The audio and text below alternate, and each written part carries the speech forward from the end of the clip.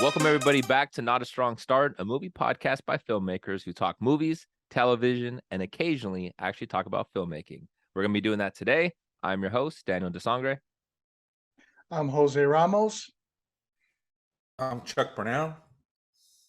And today we actually have guest? yes, and we have a special guest today, Scott Narver. Yeah, if you want to go ahead and just kind of give a quick little introduction. I'm Scott Narver, actor, YouTuber, podcaster, just not a content creator, not an influencer, none of that stuff. That stuff seems gross. Just making stuff, just putting stuff out there. But what kind of made you get into acting initially? Initially, it was like I got thrown into a play when I was a kid, but I didn't take to it. I remember my mom saying, because back then I think it was kindergarten, and it was some circus show. Like there was everybody was playing different things of the circus, and there were 4 strong men, and I guess no one knew the genetics in place for me, and they're like, let's make him a strong man. and we had an oddly shaped weight with 2 handles on the sides, and it's just paper, and we're picking it up. But I struggled because I thought, oh, it's supposed to be heavy. I didn't know the rest of my life that anything heavy I'd be struggling. But my mom was like, you struggled. Everyone else lifted it up real fast. And I never really knew if that was a good thing. That's like, oh, I made it look like it was heavy, so I was a strong man. Or the other ones were strong men, and they actually picked it up, and it was fine. And then later, I didn't think much about it. I was always in movies and stuff, but it was a creative writing class in 6th grade that the other half of it was drama. And I thought, well, no, that you could just keep doing the creative writing class. You don't have to you don't have to switch to drama or something like that. I don't want to do that. But then they made you do a show. And that's where my friends were, and that's where like-minded people were. And then I just kept doing it because I think, like anybody with sports, it's you just kept doing it because it was fun hanging out with your friends. Yeah. And then absolutely. I just kept doing it and went, oh, I really do like doing this, not just watching it. That's sort of what we did, like how me and Jose met each other. We had a production company called Too High McFly Productions, and it was literally just a group of us friends that all fell in love with filmmaking. You know, we all had different backgrounds. Jose's an actor, so it was exactly that. And the more you do it, it doesn't even feel like work. You know what I mean? Like it feels like an escape from the day-to-day job. So I totally understand, man. Yeah, I've seen Jose interrogate people, so I get it. I sent him the link to torture, man. Oh, you did? Man, that language sounded so real. Jose was coming up with. I got the answers I wanted. That's all that matters. Yeah, exactly, man. No, it is interesting you say that, Scott, because I feel I remember when I entered high school, I started out first. Did the sports was huge in the high school. So I did baseball and I did football. But a lot of the friends that I had that I met in class that I connected with, after that first year, they started switching to the drama class and the acting. So I was like, hey, I'll give it a try for my friends. I had done random things throughout elementary school, but I never thought. I was like, I'm going to be a sports star or like an astronaut. Never thought like actor. So I followed them into it, and then I ended up like falling in love with it. I'm like, oh, I really like doing this and hanging out and getting creative. So I definitely do understand. It's like when you find those like-minded people, it can kind of shape your interest and kind of like what you do. Yeah. He's trying to say there was more girls there, is what he's trying to say. There is. It was just no like one gives you a pamphlet on how to talk to them or anything, though. He's like, I was at sports, a bunch of dudes. I saw drama, some girls. Like, come on, Jose, you're not fooling anybody, dude. We see it. That and home ec. Yeah, home ec. Home ec really spoke to me. I swear. I don't know what it was, but it was the banana bread. Banana bread and so many ladies. Exactly. But start looking through the scripts that the teacher hands, waiting for the one that has a kiss scene. It's like, oh, this is going to be the one. Yep. Juliet, let's go.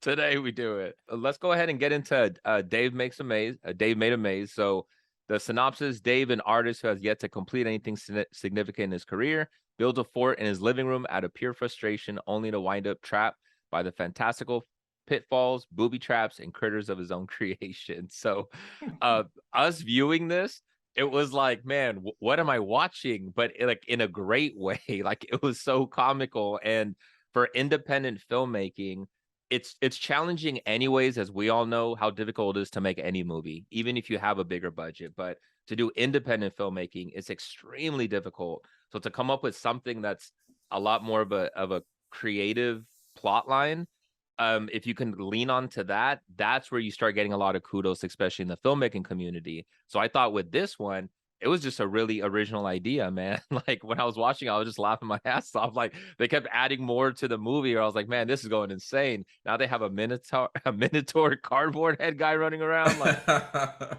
it was insane, man. But I wanted to ask you, like, so how did you get involved with this? Like, is it something that you were given to? Did you audition? Like, how'd you find out about this?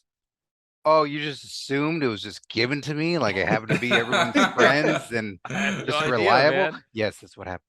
Oh. So the process of the movie was I've known the director and co-writer Bill Watterson, as he always refers to himself on social media. Not that Bill Watterson, not the Calvin and Hobbes Bill Watterson. Musician, actor, improviser. So I did Second City Los Angeles, and that's where I met the majority of the mainstays. So like Bill Watterson, I done improv with and known, and then the other co-writer Steve Sears, who I've worked with forever on all kinds of projects, and just like peas in a pod, him and I. And he's the abstract one. Bill I look at as the grounded one, like making the connective tissue, and Steve's like the creature in the thing, where it's just like, what is it? How did you come up with a head on a spider? And it's just like, I don't know, man, just thought of it. That's that's Steve's senses. So the two of them together blended to make that. And then I knew the producer John Charles Meyer, also from Second City. And so when they were making the movie, like initially the script was everybody that those guys knew, and our names were in it, and everybody was different characters, and there were some more characters.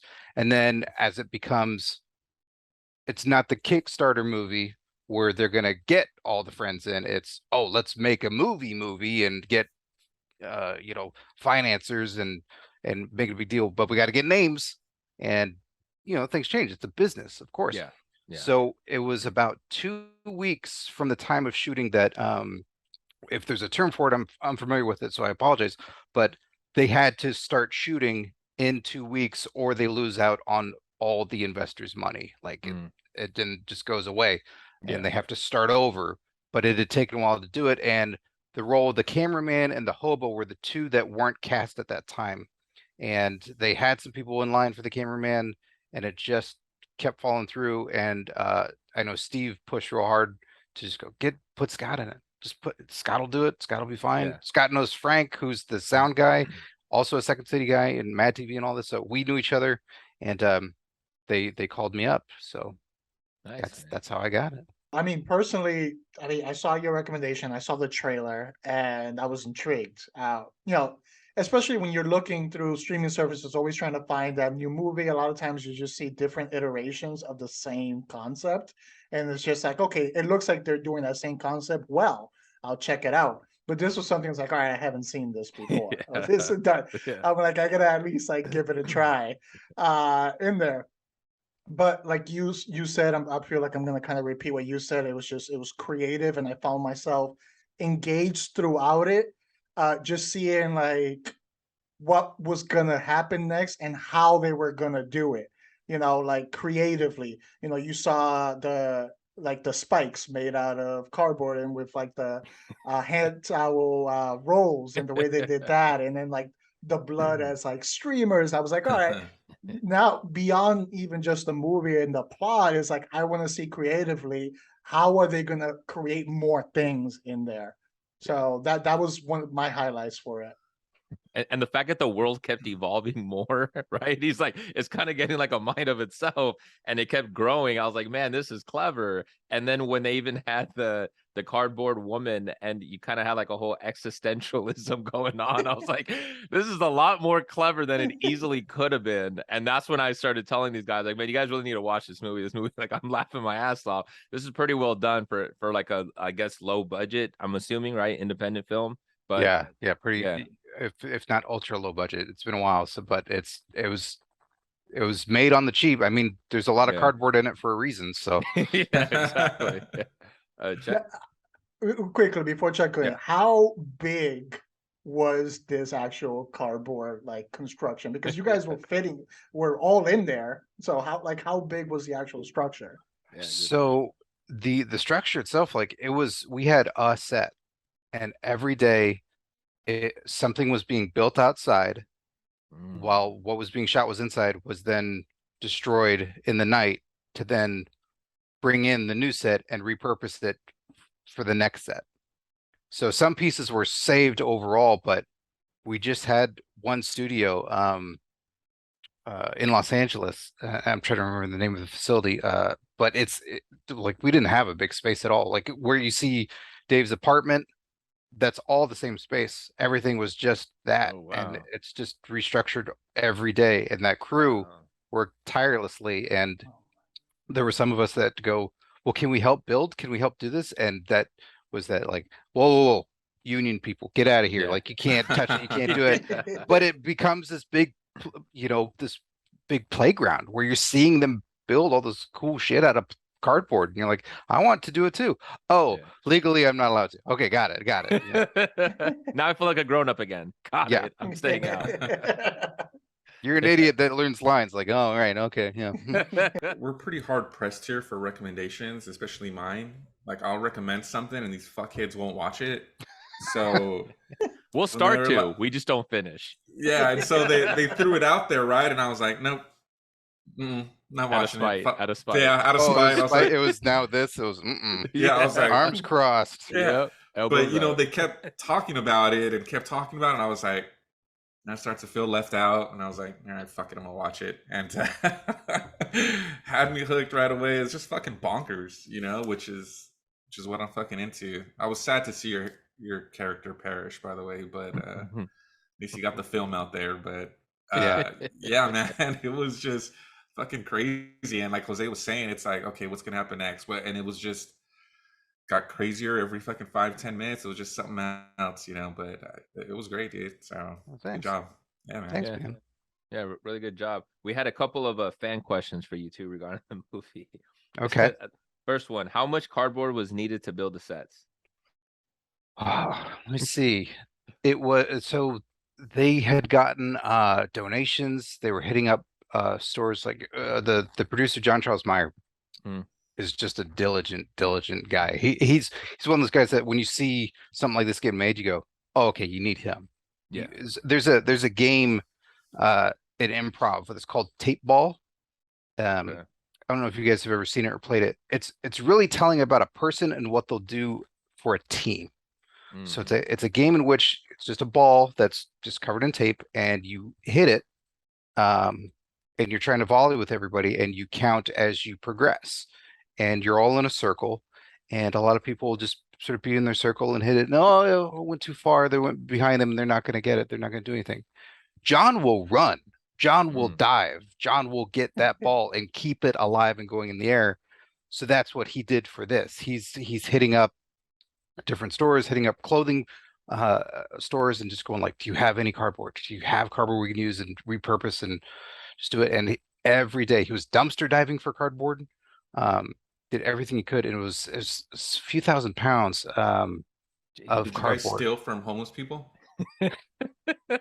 Look, there's a reason there's a hobo in the movie. I'm sure the hobo community would not protest or be upset because they have the signs.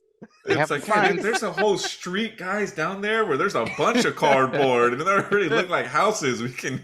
That's like Skid a Row. that's like a weird making up where everyone's creeping in while they're sleeping and just taking their houses away. Another question: how many paper cuts were accrued by everyone?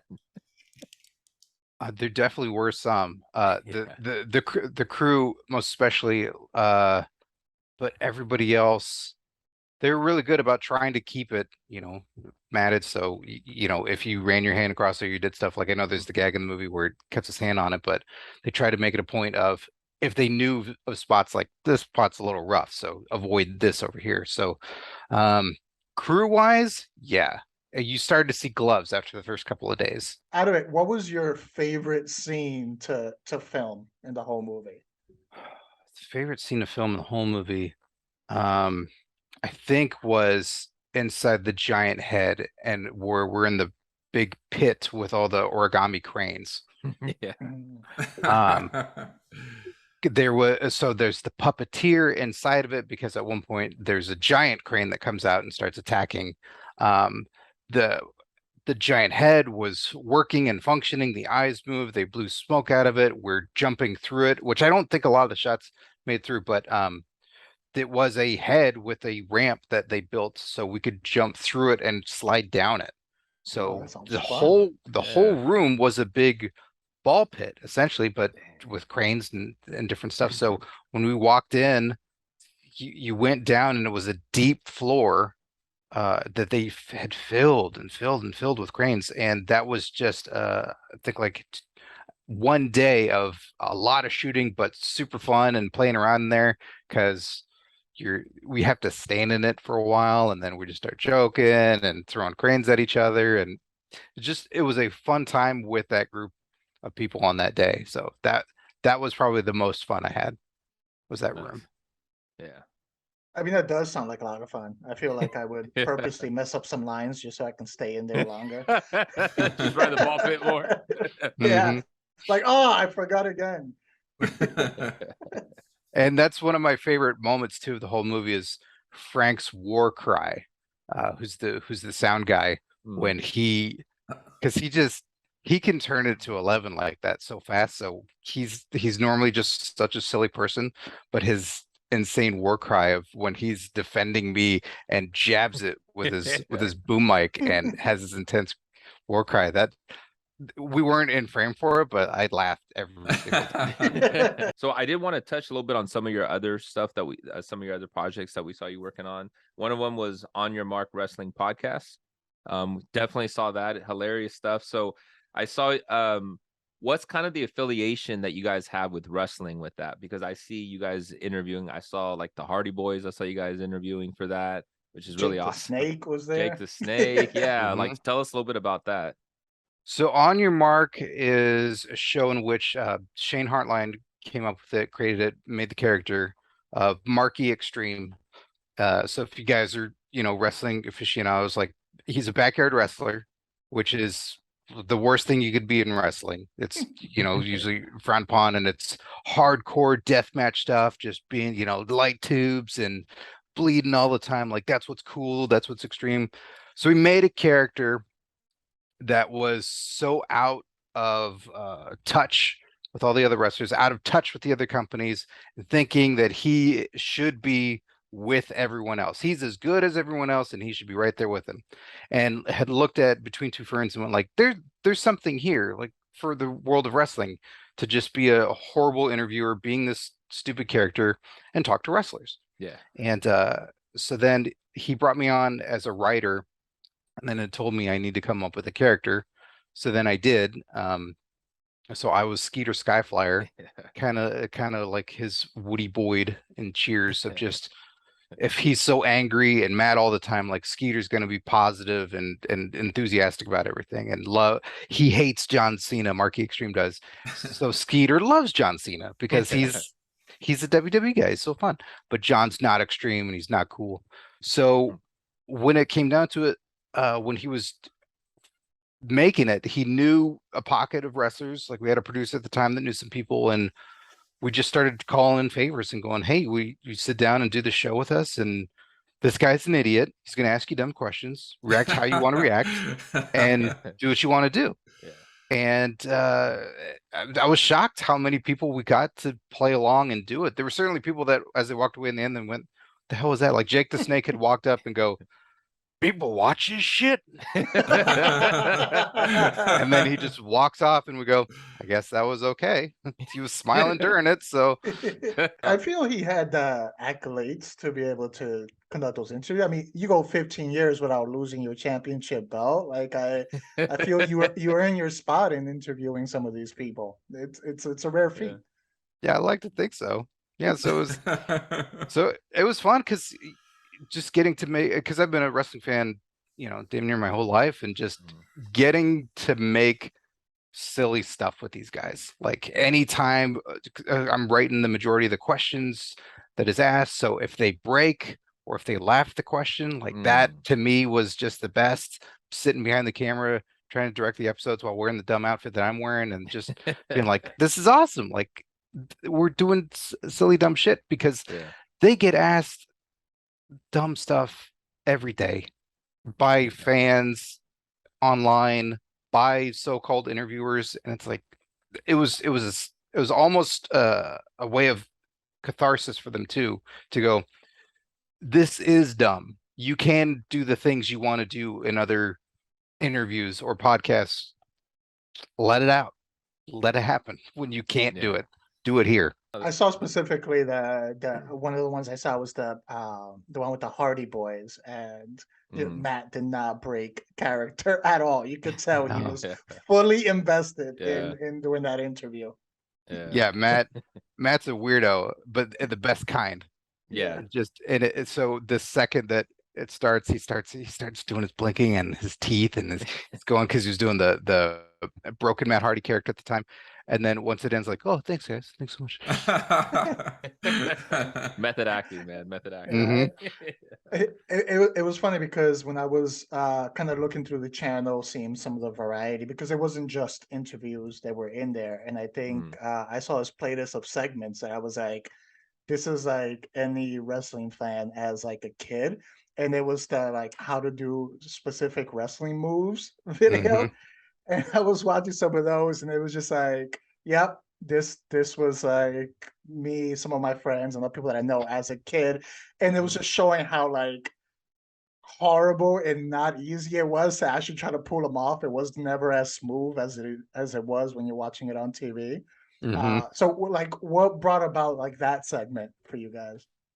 So Shane, the guy who plays Marky Extreme, improviser, actor, all that stuff, he used to wrestle. He used to be a wrestler and had trained and wrestled matches and had wrestled a fair amount of guys. Like there was some, we'd occasionally go places and then to conventions or where we do interviews, and someone would recognize him in the wrestling world. Be like, hey brother, what's up? And I'd see them talk and wrestle speak for a little bit, and they turn to me and go, yeah, we used to wrestle in Florida a little bit. It's not a big deal, but it's just it's like being with your partner, and then it's like they run into an old ex, and you're like, what was that? Yeah, we used to be together. It's not, don't worry about it. Yeah, don't worry about it. So that guy was so tall. So he just thought of like, what would be a dumb visual gag, or what's something that we could extend into a series, and just, he knows how to do the moves. And he knows how to, I don't know how to do the moves. So most of the time they would end up happening to me, but he's like, I can take care of you. It's fine. So I'll do something to you and we'll do it wrong, or we'll do something. But you know, he had like body slammed me. He did some moves to me that, you know, I thought, yeah, this will be funny. I'm totally prepared for this. I'll be fine. Oh, all the wind's gone from my body. All right. Can we just take a break for a second? We'll just get a reaction shot. But it was a way of at the time, the reaction from people was, it's funny when Skeeter gets beat up by Marky Extreme. So we found a series to go along with it. The phrase that many people told their siblings, don't worry, I'll take care of you. I'll make sure you're safe. Oh yeah, just walk it off. Walk it off. You're fine. Yeah, it'll look good on camera. Okay. I'm a showman. Let's do it. It's a funny story. I remember, it reminds me when I was doing one of the theater classes I had in high school, we got into like stage combat. And at that time, I was really into wrestling, and all my friends that were part of theater were really into wrestling too. So we were in the middle of doing this like serious drama, and the teacher let us choreograph our own like fight scenes for it. And it just turned into a big, we got all the mats, started trying to do all these moves. Wow. So it would be like drama scene, disagreement, and all of a sudden a 5-minute match like on stage with the teacher there clutching like her paper, like, please don't get hurt, please don't get hurt. You're currently doing one that's Scott versus Box. Mhm. right? So you do a lot of unboxing. So we see, if you want to tell us a little bit about that. So the origin of that was my producer was working at Full Screen at the time, which is a Okay. YouTube monetization company, and he Mhm. came home like early within the first week of his job when we were living together, and he comes home and he goes, "Look at all this shit that's making money on YouTube." Yeah. And we're just watching all these different types of videos that I had just Mhm. not seen before. And one of them was an unboxing, and it was terrible. It was spiteful. I mean, Chuck, it was like what is this? Arms crossed, and this is a thing. It was the camera was 20 feet away. The guy was laying on his couch. You couldn't see what he was opening up, and the view count was way higher than anything should be. And then my buddy Phil had told me this guy makes X amount of dollars every month, and I went, what? Yeah. The fact that it wasn't an X, that it's zero. He makes $0 a month. Like, oh, okay, that's fine. No, he made a lot of money, and I said I could do that. I got a bunch of stuff I haven't opened. He goes, yeah, me too. So it came out of spite and just like, we could do this, no big deal. And we didn't ultimately know what we were making and what we are doing. And as we're making it, turns out it ends up being a kind of a children's show because we're unboxing toys, and that's what Mhm. eventually starts to click and starts to hit. And it's just turning the absurd self of mine up a little bit on camera, because if I'm alone, like I'm talking to myself, that's kind of how I am. It's just that Yeah. persona. Yeah. And it just became that, and it started clicking and started working, and people were watching it. But it's that weird thing where, I mean, it's like this podcast or anything that you make online and you don't interact with anybody, because Jose, like being a theater kid growing up, Yeah. you get that immediate reaction. And I saw people here, they watched it and they walked away or they said hi. There, that it worked to some capacity. When you're doing it online, nothing registers that much. Because it's just there, and you don't see people, you don't know them. And the numbers started to grow over time. We found stuff to hit, and it's just now it's fun. Now it's like getting to be Josh Baskin, Tom Hanks's character, and big. It's just Yeah. just opening stuff up on camera. And the other part of it was I would see people. I'd know people that were auditioning for commercials all the time. And I know there's always the dichotomy of like, oh, don't do commercials, that's selling your soul, or this or that. Or it's like, oh no, you're paying your bills, you're doing an Yeah. acting job like Yeah. anything else. There's product out there. And I thought, I see these people auditioning for commercials. I used to go and audition for commercials, and I wasn't getting it and it wouldn't work. And I thought, well, I can just make my own. I can just do Yeah. my own commercials. I can Yeah. make my own stuff. I can do it in the genre of stuff I like. There's always going to be things that are sent or stuff I open that's like, well, this was bad. This was terrible. But either if you're working with the company, you try and be nice about it. But I thought I could just do this on my own and not have to rely on someone else. And it helps me learn how to do it. And again, just working with the stuff that I want to work with. So I'd see people complain about not wanting to do commercials on their own YouTube pages because it's like, oh, it's my blog, I'm not going to do that. Well, what's your blog about? It's about my auditionings, going on audition for Yeah. commercials and stuff, and complaining. Yeah. Like for 2 hours, I was having to find parking and then wait in a room. It's like, Mhm. well, just do the commercial at home. Just do Yeah. that. Like, no, I'm not a sellout. Yeah. Well, that's what you're So- doing when you go and you do that. Like, come on. Yeah, so I just Yeah. found it all absurd and just thought I'd rather just do something on my own. And just during the pandemic, it ended up being just even better because I could still do something. Yeah. Yeah, absolutely. Yeah, That's no, what I've been that- telling Chuck, man, because I'm like, you've been doing toy photography, but you haven't done any unboxing or anything. Yeah, and that's what's funny is they were they were going all over your stuff with me, right? Like, oh, he does this, he does. And I'm like, cool, cool, cool. And he's like, then he unboxes like toys. I'm like, wait, he does what? And I was like, that's fucking cool. And I I was said the like, Big Trouble in Little China, and you're like, whoa, Yeah, they and have I a was toy like- for that? I was because like, I would watch that stuff because I collect figures and whatever. I photo them and whatnot, and so sometimes I'll see something and I'm like, damn, is that cool? Is that whatever? And I'll look at something like your channel and they unbox it and they kind of review it, and I'm like, Oh, okay, cool. That works. I like that, so that's awesome, dude. I look at the stuff that you and toy photographers do also, like the patience that it must take to either get the backdrops and do all that stuff, because that's the commercials that you'd see as a kid, and you go, I don't have a swamp and I don't have all these buildings to put Spider-Man swinging through. Like I just have Yeah. Spider-Man and blocks. I don't have all the other stuff. But when I see toy photographers making stuff on Instagram or on social media, and I go, they made what I wanted. Like they made the look of the figures in the atmosphere, or with another character that they don't exist, but they have Yeah. similarities. Like Mhm. any of that cool stuff that I'm just blown away by. Like I think that stuff's awesome. Yeah, and I started too during the pandemic because I would write stuff. I wanted to film stuff, but excuse me, like we couldn't. So one day I just kind of walked by, took a picture of one of my toys, and I was like, I feel like I could make that better.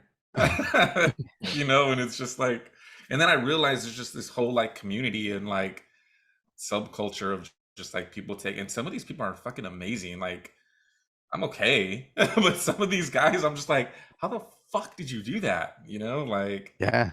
I was just thinking for our audience that are watching and stuff, don't mind that. That's the Texas Chainsaw Massacre is over at Chuck's house right now, killing someone behind Ready to kill. the It sounds like house. he already got his victim already, so we're good now. I Yeah. think going forward. Good. He's in the cleanup process right now. He's an environmentalist. That's what he is. Chuck Well, is so dude, calm for it they're too, like- just like chainsaw. Yeah. he's It here happens. he's here every Saturday chopping up stuff. He's got a Fine. Mandy poster. You're used to it, man. Yeah. Yeah. But what I was gonna say, and Chuck can attest to this, because he's still in the behavioral field. But I worked with kids. He still works with kids, and I remember sometimes one of the biggest reinforcers for them were their phones and going on YouTube. And so many times, what would I see? It was the unboxing, Thomas the Train unboxing and Lego unboxing and all of this stuff. And the kids like loved it. And I remember I never quite understood it. I'm like, they're just unboxing. They're like, where's stuff? But then like I'll go home and I'll watch an unboxing for like the new like Samsung Galaxy phone. Like, oh, okay, I want to get that phone. And I wouldn't put two and two together. Like I wouldn't put them in the same category. But You I could Android definitely. fuck. Yeah. Sorry. You want to fight right now? Are we gonna do this? No, but I can definitely see why it has such a high popularity, because we've witnessed the demographic and the kids that we work with just being obsessed with these type of videos.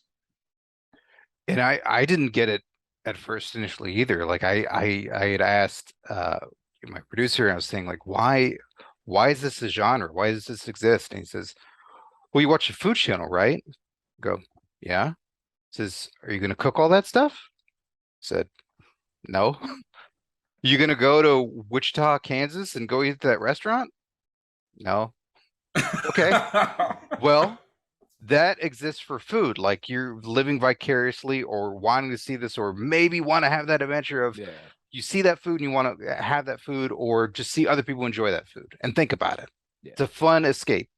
Mhm. Says it's the same thing for unboxing, that either it's like what you said, Jose, it's information that you go, well, if I'm going to get that new, sorry, Android phone, how's it gonna like, what do I get with it? What's going to be in it? I want to know for practical purposes before I buy. I want information.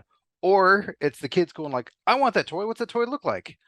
It comes with this and it comes with that, and they get to see whether it's different income situations, or it's just the fantasy of having all these toys, whatever it may be, that they get to have that experience of seeing the toy, or like a let's play for a video game that, I mean, I don't have the game, but I get to kind of be in the room with someone who I feel is a friend of mine playing the game. That's what all these experiences allow us to have. That me as an old man, I'm like, huh? What? Now it makes more sense. It's that Ryan kid, man. I blame him. The little Ryan kid. Oh, that kid. He has a brand in like Target. I remember saying like, who is this little kid? And why does he have his own brand of toys? That kid makes so many millions. His parents are set. They are set for Yes. life. Yeah. Man. And just giving him Yeah. creams and stuff, and just putting him in small cages so he doesn't grow. And just stays young, so he never looks old. The Benjamin Buttons of boxing opening. Mm-hmm.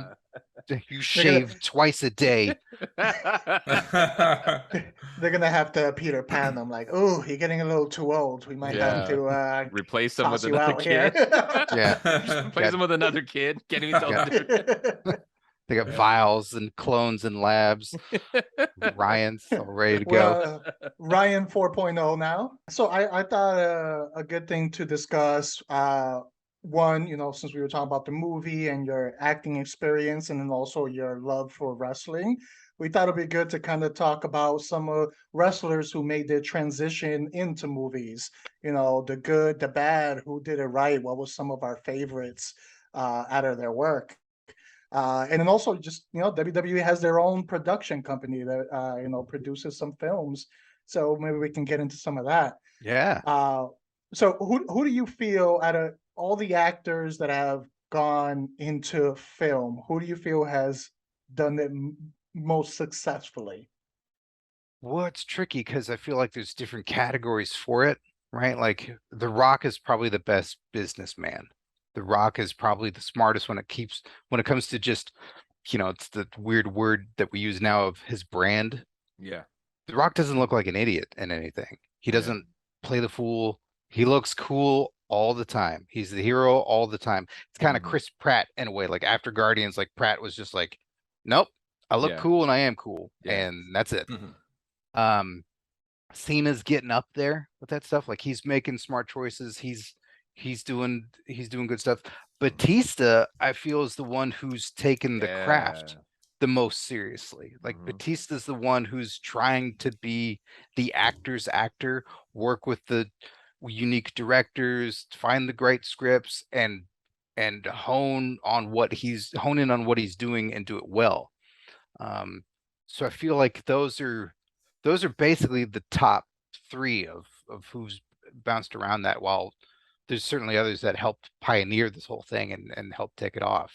But then either they had a big hit like a Hogan and Rocky 3 changed the game. Like that was such a huge one that everyone saw it was a wrestler. They knew kind of who he was, but he wasn't the Hulk Hogan that everyone knew yet. Yeah. He was still a bad guy in the world of professional wrestling, and that cost him his job. He worked for Vince McMahon Sr., and Vince McMahon Sr. is like, if you do this, don't come back. I don't want you. Don't do a stupid movie. What's that going to do? And he saw this is going to do a lot. I'm going to stand next to Sylvester Stallone. I'm going to tower over him. We're going to have this huge fight.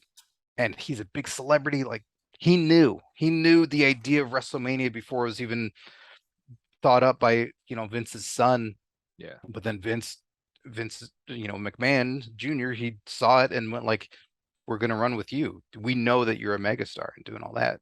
But then we had our Mr. Nannies, our Suburban Commandos, all the stuff where he was basically trying to do all the stuff that he probably managers and agents thought this is what you need to do.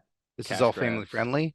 And it wasn't right for him. It is funny, you telling that story, and then, we look years later, and now not only are other actors, branching out, but like I mentioned earlier, they have their own production company, which I feel that alone has evolved from the earliest stages of like the Chaperone and things like that. And, the first like 24 Marine movies, and,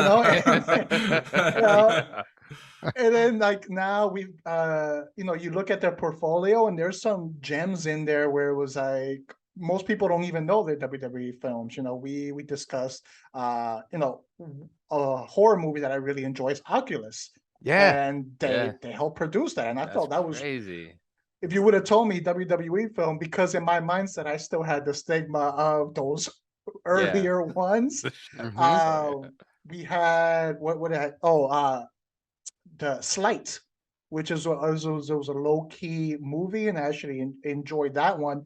I don't think that didn't even have any wrestlers in it at all, but they just started acquiring stuff here and there, because I had seen Oculus at TIFF, and it was just like, here it is, and then there was a period of time where WWE Studios just started going like, all right, we'll take that one. We'll take that one because this is a good movie and this will get us some money and get us some notoriety. And maybe because I had a buddy too where I'm like, hey, did you see Oculus? He's like, I'm not going to watch a fucking WWE film. Like, I know you like that. I'm like, it has nothing to do with that. Yeah. They just acquired it and they're putting it out there. But he really looked at it that way. He's like, no, I'm not touching that. Like that Taboo. that all of a sudden, Seth Rollins is gonna pop up in it or something. Just like, no, man. It's just a movie. Yeah. I need to go back and check it out. Supposedly, rumor is that there was a Triple H reference in the movie, but I haven't seen it since I read that there is a reference. So now I gotta look out and be like, okay, where's this Yeah. reference? That But could just be a supposedly something spit got take. thrown in there. Yeah. Yeah. Oh, someone spit out water. Triple A. Yep. I knew They it. got it. The way he snarled, that's totally Triple H. Yeah, he's a candidate for like worse than Hogan with the movie choices and the movies that he did. Oh yeah. Those man. ones, the Chaperone, like you mentioned, that one's brutal. Everything was him coming out of prison and having to deal with life. Just It's, this large ponytailed man who just has got to get back in the swing of things. Like, no, Yeah. stop it. These are not fit for you. These aren't any good.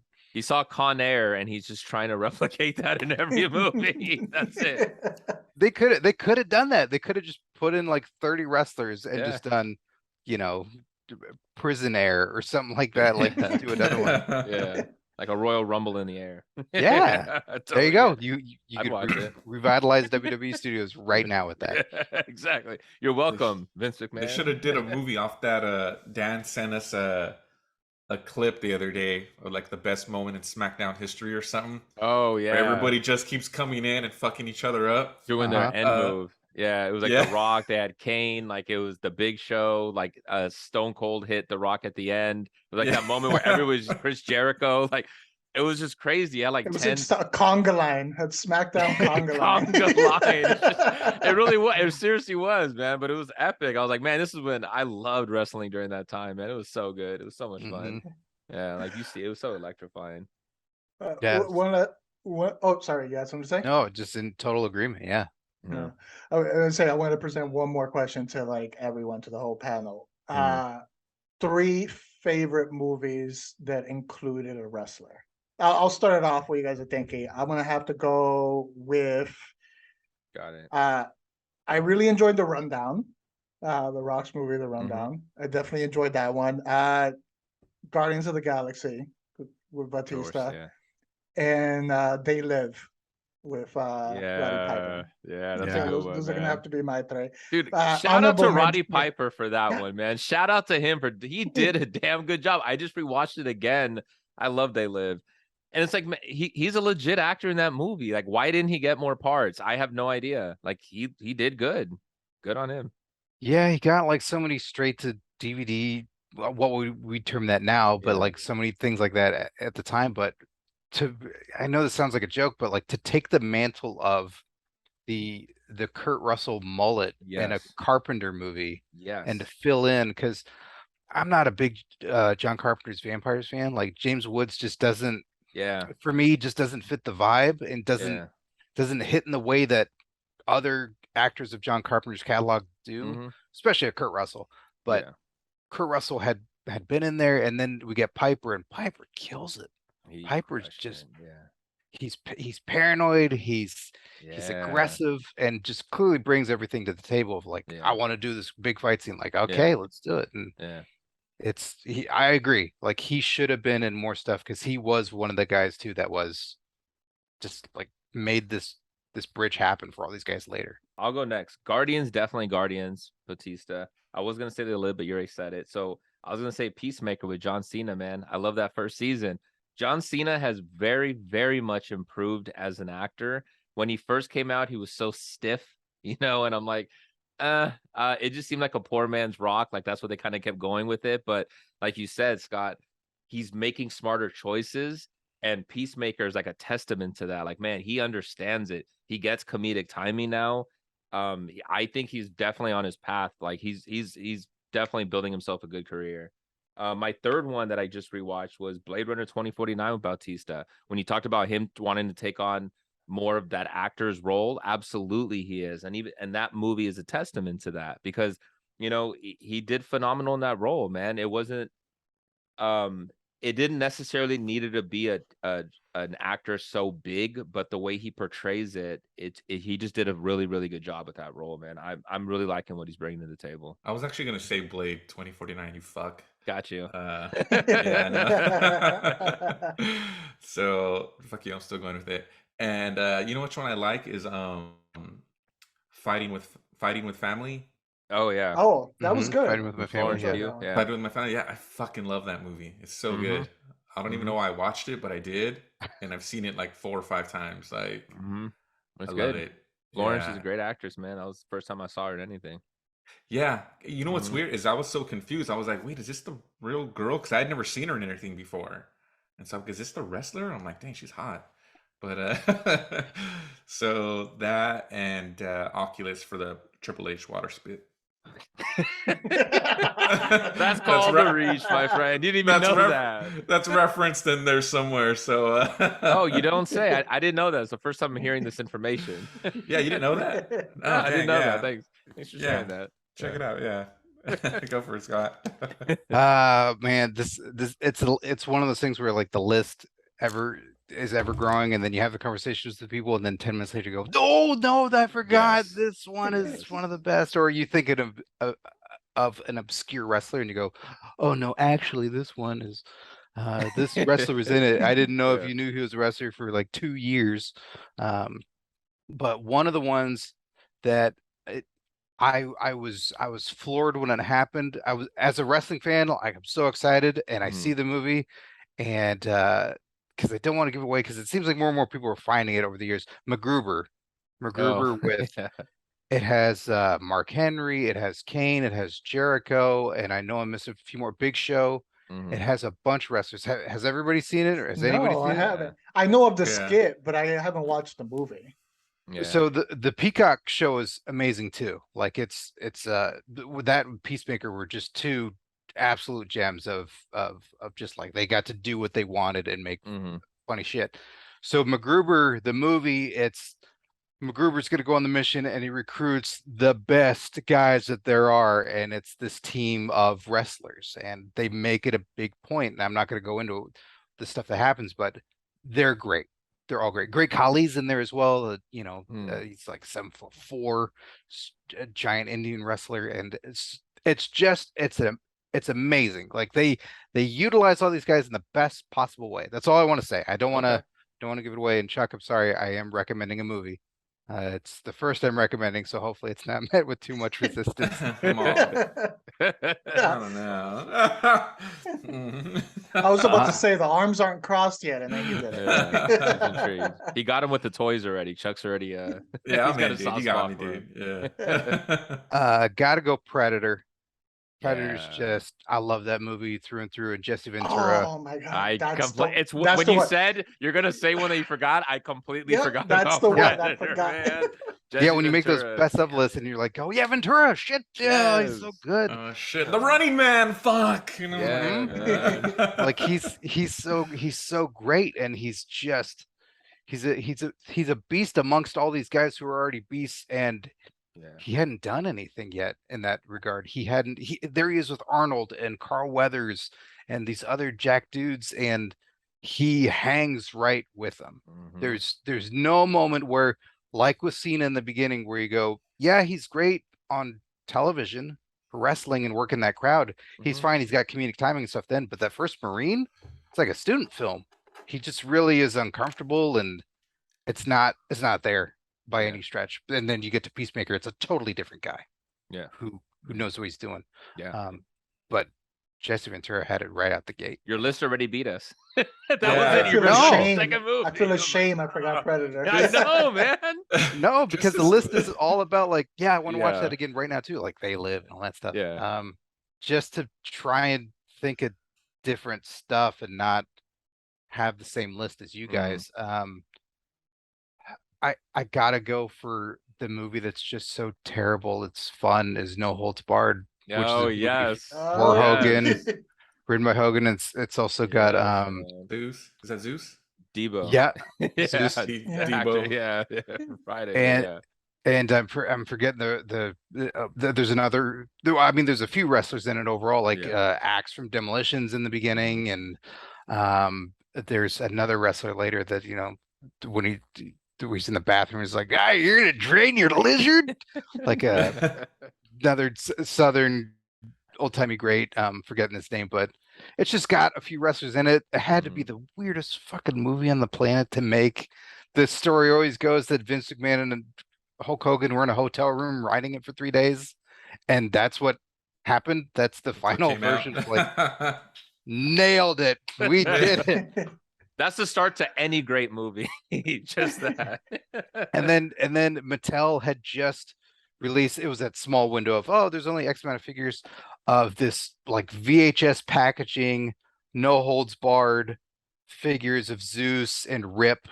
And it looks like a VHS box as you're taking it out, and it's the movie figures. And like I know a bunch of people doing toy photography of it already, and it just, that's also one of those things where it's exciting that everyone celebrates it and its terribleness. Yeah. and can recreate it. But that I can watch that movie anytime, Yeah. and it's awful but great. All right. I want to thank everybody for watching our episode again. Not a strong start. Please like, subscribe, comment, share. YouTube, Not a Strong Start. You can follow us on Twitter and Instagram at Not a Strong Start. You can listen to us on Spotify and Apple Podcasts, and now where you can hear all your other podcasts. Yay! We expanded. The expanded progress. universe. Nice. Hey. I'm your host, Daniel de Sangre. You can follow me at King_Sangre. I'm Jose. You can find me on IG at This Is Mi Nombre. Chuck, you can find me at Chad Radwell12. Absolutely. And we want to thank again Scott for coming on board. So Scott, if you want to plug your handles for everybody else. Plug it all, Scott. Plug it all. Oh no, not plug it all. That's too much. Plug them all. Plug them all. Let God sort them out.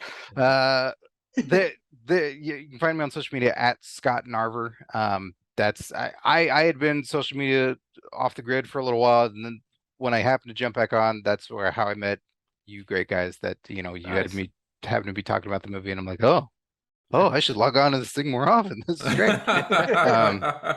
So that's where that's the hub where you can find me doing other stuff. Scott vs. Box, as I mentioned, on your mark. If you're a wrestling fan, Pro Wrestling Palski's a weekly wrestling show that's conversational, talking about topics. If you guys know about the AEW stuff with CM Punk fighting the EVPs in the back and all that madness. So all that kind of stuff. Like we chat about all that sort of stuff. So it's just it's fun, goofy talk, and check out Dave Made a Maze. Yes. I hear it's pretty good. Yes. For sure. Check it out. Pretty good. Yeah. I It's on seriously said it to Shudder. so many people. Yeah. It's Shudder on Shudder and I think Prime. Amazon. That's where I saw it almost on Amazon. And I sent it to a bunch of people too. And what's funny is that I was watching it and my brother walked in and he was like, well, wait, is this Dave Made a Maze? I was like, you know this? He was like, I've actually been saving it to watch it with you because I figure, this is your type of comedy. I'm like, yeah, man, actually it is. And I'm already halfway through it. Sorry. So, yeah. And they definitely- haven't spoken since. Yeah. they haven't spoken since. Yeah, we had to You create left me behind. yeah, we had to create a cardboard barrier between us now. So, yeah. But anyway, Scott, thanks for jumping on board with us. We definitely have to bring you back in a future episode, man. Talk some more movies. Yeah, thanks for having me, guys. Yeah, movies is the best. And you guys talk movies, that's just the best thing ever.